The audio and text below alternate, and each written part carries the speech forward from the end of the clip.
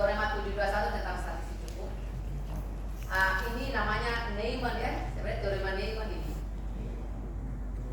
Teorema ini dibuat oleh Neyman untuk mendeteksi statistik cukup atau nah, perhatikan sini. Misalkan X1, X2 sampai Xn dinotasikan sebagai sampel acak dari distribusi, sebuah distribusi yang mempunyai PDF atau PMF, yaitu fx theta, ya. Di mana theta elemen bilangan ini himpunan semesta. Ya. Kemudian perhatikan statistik Y1 adalah fungsi terhadap X1 Xn. Disebut ini sebagai statistik cukup untuk theta. Oke. Perhatikan Y1 ini adalah fungsi dari X1 sampai Xn, dikatakan statistik cukup bagi theta jika dan hanya jika, berarti ini dua arah ya, dua arah. Jika dan hanya jika kita menemukan dua fungsi non negatif, anggaplah K1 K2 ya, anggaplah K1 K2 di mana ketika diperkalikan fx1 sampai fxn kita dapatkan menjadi K terhadap fungsi tertentu dikali dengan K terhadap fungsi tertentu. Perhatikan sini untuk K1 pertama itu ini ingat ya, K1 K2 itu fungsinya ini. K itu adalah fungsi terhadap U1 tadi statistik ya. Nah, statistik. Dan K2 itu terbebas dari unsur theta. Coba perhatikan, untuk K1 itu masih bergantung pada theta. Sementara K2 itu sudah bebas dari theta. Berarti ada K atau ada fungsi yang lain yang terdiri atas X, fungsi terhadap X1 sampai Xn, di mana tidak bergantung pada theta. Oke. Jadi untuk mendeteksi apakah Y1 itu adalah statistik cukup bagi theta, itu apabila Anda ingat ini F ini kali ini kali apa ini? Apa ini? Masih ingat ini apa ini? Ayo. Apa sebenarnya ini? Hah? Ayo, apa tadi? Ini livelihood. Ini pasti livelihood. Ya, ini fungsi livelihoodnya itu bisa dituliskan seperti ini. Ya, bahwa F1 F2 ini atau ini adalah kalau dia merupakan keluarga eksponensial atau memiliki ide F1. Anda tahu bahwa perkalian masing-masing poba acak menjadi misalkan ada 3 poba acak, fx1 kali fx2 sampai fx3 itu sama dengan f dalam kurung x1 x2 x3. Itu artinya apa? Itu artinya kita bisa mendapatkan fungsi gabungan dari x1 x2 x3 dengan cara memperkalikan masing-masing fungsi atau PDF dari poba acak. Kalau itu terjadi berarti x1 x2 x3 adalah saling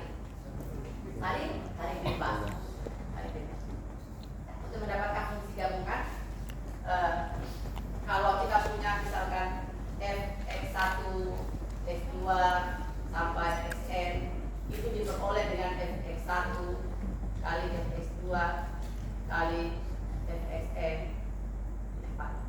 Ini berarti x1, x2 dan seterusnya sampai xn itu saling bebas. Ya, seperti kita lihat di teorema Neyman. Karena dari sebenarnya kalau tidak saling bebas itu tidak akan pernah kita dapatkan perkalian seperti ini. Mana? Iya, kalau tidak saling bebas tidak akan dapat perkalian seperti ini. Rata-rata itu bisa didapatkan dari ide, ya, ide dan ide atau dari keluarga eksponensial. Nah sekarang perhatikan ini. Kalau Y1 ini adalah statistik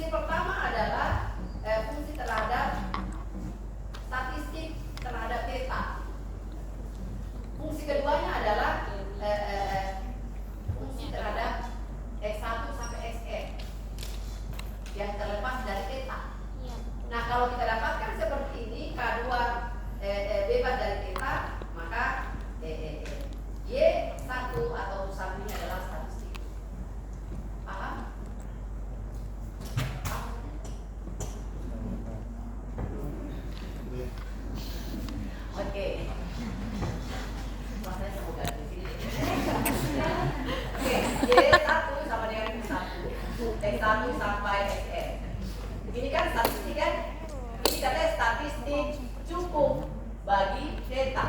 Kalau dia bilang Y1 adalah statistik cukup bagi theta, maka kalau dia punya PDF ya, kalau dia punya PDF bisa kita tulis begini, boleh ini dikatakan statistik cukup bagi theta.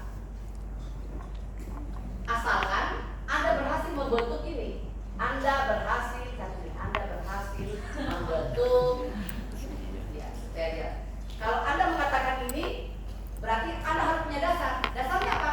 Anda berhasil membentuk f x1 theta dikali f x2 theta dikali seterusnya sampai f x n theta. Anda berhasil membentuk ini. Anda berhasil membentuk ini menjadi, perhatikan, K1 U1 theta. Saya kasih pendek theta. Kalau itu kan U1 dalam S ya. Saya kasih pendek, bukan ditahu ini, ya kan? Nah, U theta dikali K2 ini X1 sampai Xn. Kalau Anda lihat di sini bahwa ini fungsi terhadap apa? Fungsi terhadap U dan theta. Artinya dia belum lepas dari theta, belum move on. Ya. Sementara K2-nya itu tidak lagi untuk theta, bebas. Ya, dia hanya fungsi terhadap X1 sampai Xn. Ini artinya K ini tidak tergantung pada theta. K2 tidak tergantung pada theta. Sehingga Y1 sama dengan U1 adalah statistik cukup bagi theta. Jadi kalau Anda mampu menuliskan ini di mana K2 ini tidak tergantung pada theta, maka Anda boleh membicarakan atau mengatakan bahwa Y1 sama dengan U1 ini adalah statistik cukup bagi theta. Kalau Anda tidak mampu membentuk ini, tidak, berarti tidak bisa. Kalau Anda berhasil membentuk ini, tapi tunggu dulu, perhatikan dulu. Kalau Anda berhasil membentuk ini sebenarnya likelihood, oke, betul. Tapi ini juga bisa dikatakan ini fungsi gabungan dari X1 sampai Xn. Ini fungsi gabungan PDF semua PDF-nya. Itu Anda bisa buat menjadi dua fungsi. Perhatikan sini. Anda berhasil membuat fungsi gabungan ini menjadi dua fungsi. Ya, fungsi pertama adalah K1, fungsi kedua adalah K2. Di antara dua fungsi itu ada satu yang tidak tergantung pada theta, maka Anda boleh katakan bahwa Y1 adalah cukup bagi. Ya, jadi kata kuncinya ada di K2. Pak, apa lagi? Adakah kondisi tidak bisa diubah jadi Adakah kondisi yang tidak bisa diubah ini digabungkan menjadi dua? kalau Anda tidak dapatkan, ya ada kondisi di mana tidak bisa kan? Kalau Anda tidak bisa berarti ya tidak ada. Ya, karena Anda kan artinya begini, Anda bisa misalkan ini. Anda kan bisa di sini. Kau tahu ada misalkan ya. You tahu departemen matematika. Tahu. Karena ada yang menjawab saya tahu, karena itu jalannya. Ada yang biasanya tidak tahu. Jadi Anda tidak boleh mengatakan tahu kalau Anda tidak mampu menunjukkan. Sama jadi ini. Kalau Anda tidak berhasil, berarti Anda tidak bisa mengatakan bahwa dia ya. Oke, baik. Baiklah, kita lihat contoh kasusnya. Mari kita lihat contoh 7.24. Apanya? Adalah itu berhasil membentuk. berhasil Ini membentuk bukan. Wah, saya juga tidak bisa baca. berhasil Ya, membentuk kita Anda berhasil membentuk ini. Di mana ini? Maka Anda berhasil.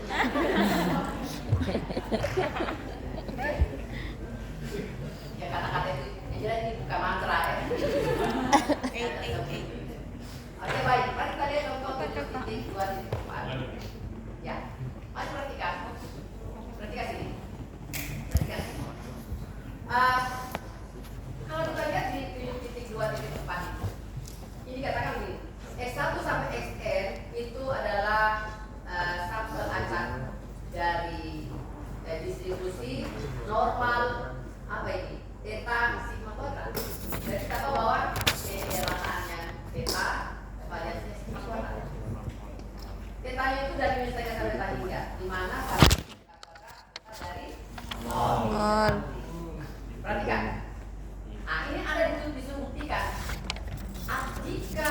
bar ini adalah sigma I dan S per N, ya, jika S bar itu, ini sebenarnya maksudnya adalah coba Anda tunjukkan apakah X bar ini adalah satu suku vertikal.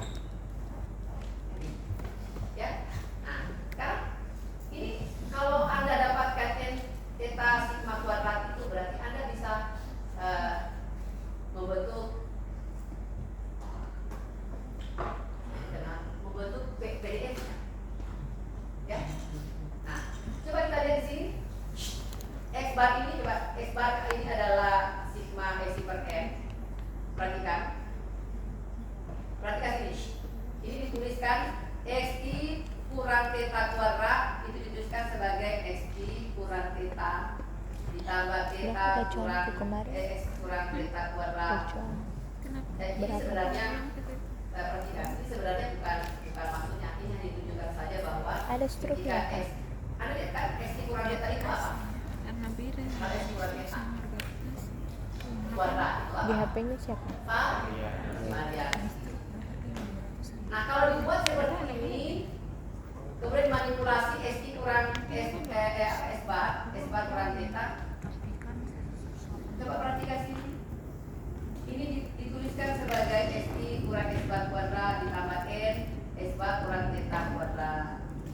Anda bisa tahu dari mana asalnya ya? Masih tahu ya? Tahu ya? Tahu tidak? Tidak. Iya, bagus.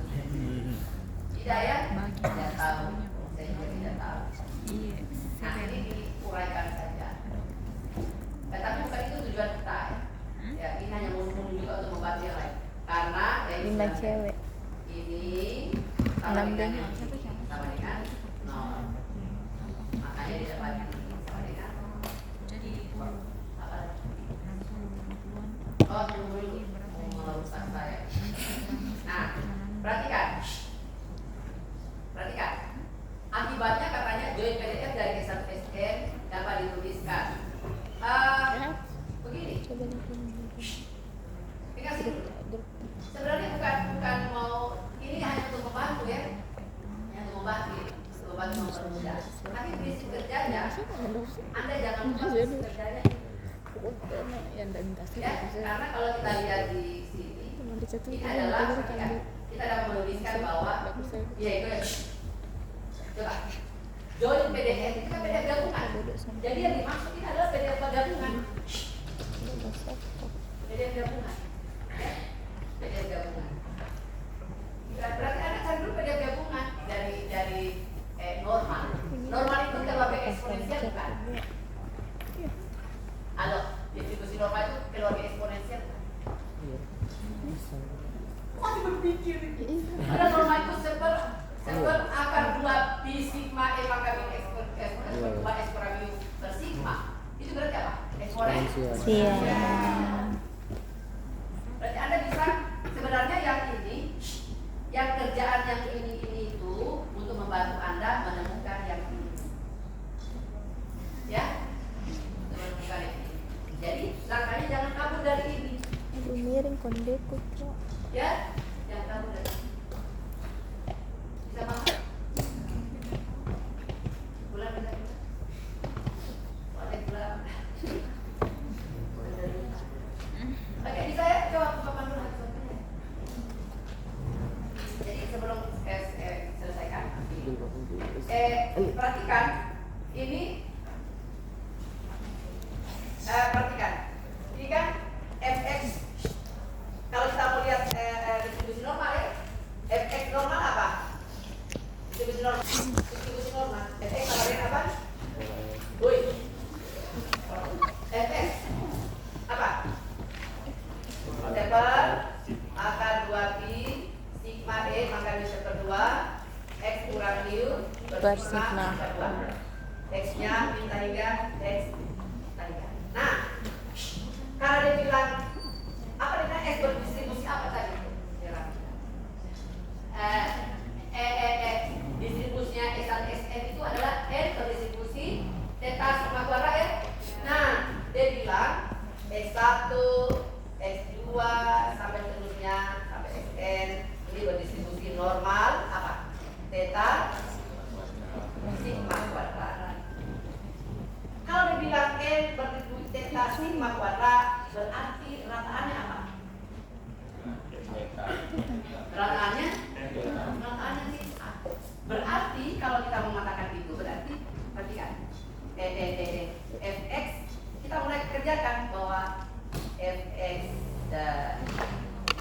theta itu berarti kerjakan ini. Gimana? Coba kamu pun potong jangan. X1 berarti X1 theta Ini X2 Gojek. theta sampai apa ya? Gojek. 3 theta theta sama dengan apa? Tunggu dulu, Mau go food dari riches. 1 sampai tidak usah langsung saja. Apa itu? Seper 2 seper akar 2 pi sigma E pangkat ini seper 2 apa itu? Apa? X-nya apa?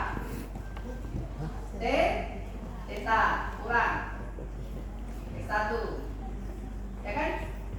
Kita kurang bukan kembali X1 kurang theta per sigma 3 nah kali kuadrat kali seper akar 2 pi sigma E kali seper 2 X2 kurang theta per sigma berat sampai apa? Sampai titik-titik sampai seper akar 2 pi sigma E kali seper 2 X N kurang theta per sigma pangkat 2. Nah ini nanti dikerjakan dulu dengan cara biasa. Dapatnya apa ini? Dapatnya apa ini? Seper akar 2 pi sigma pangkat N. Oke? Nah, ini E pangkat sigma I dari 1 sampai N. Oke? Apa?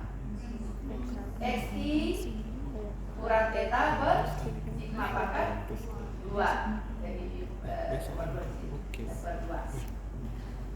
Oke? Nah, dari sini Anda mulai bentuk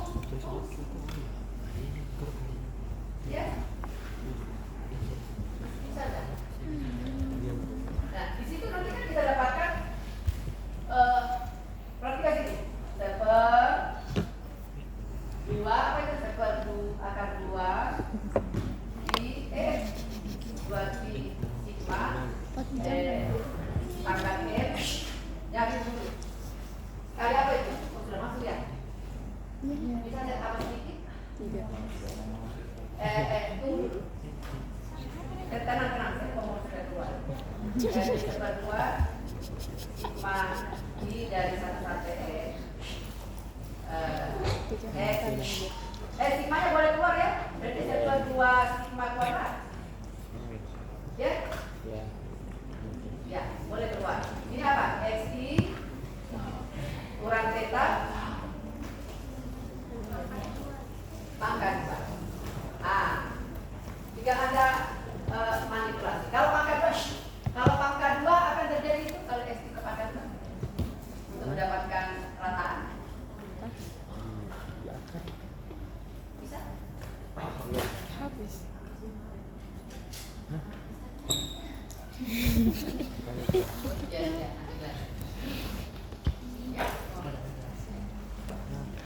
Ya, ada apa-apa.